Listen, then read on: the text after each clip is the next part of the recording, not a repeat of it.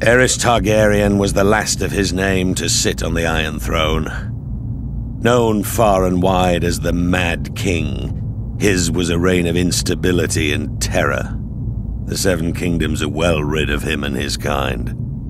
Oh, he may have appeared to be a capable ruler at first, but that was due in no small part to his counselors led by the hand of the king, Tywin Lannister. There may have been years of peace and prosperity during Aerys' reign, but it was Tywin who was really running the country as Aerys spiraled further and further into insanity. The dragon spawn were famous for losing their minds. It was the price they paid for centuries of keeping the bloodlines pure. And Aerys more than happily continued the noble sister-fucking tradition of his forefathers. As the years passed, Aerys' behavior became increasingly erratic. He cut himself so often on his Iron Throne, many referred to him as King Scab, though never to his face. It was rumored he had developed an obsession with wildfire, and was known to inflict horrific punishments on those he considered enemies, including burning them alive. As his paranoia and bloodlust grew, he had a bitter falling out with Lord Tywin, who had served the crown faithfully for 20 years.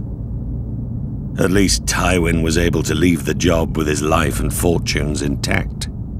Subsequent hands of King Aerys weren't so fortunate. Then the Targaryens went too far. The Crown Prince Rhaegar abducted Lyanna Stark, daughter of Rickard Stark, the Lord of Winterfell. She was my betrothed. She was my beloved. Beautiful and spirited woman, and I loved her more than life itself.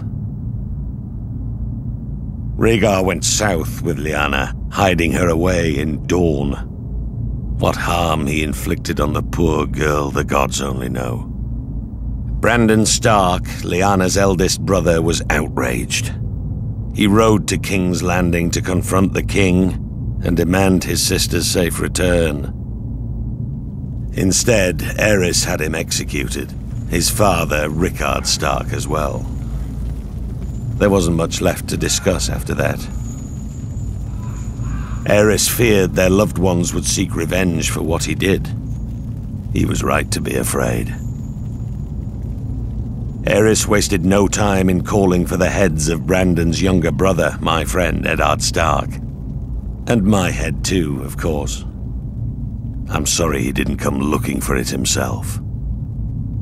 Alongside Jon Arryn of the Vale, the man who fostered Ned and I as children, Baratheons, Starks, and Tullys all called their banners. Once our rebellion began, the Mad King's days were numbered.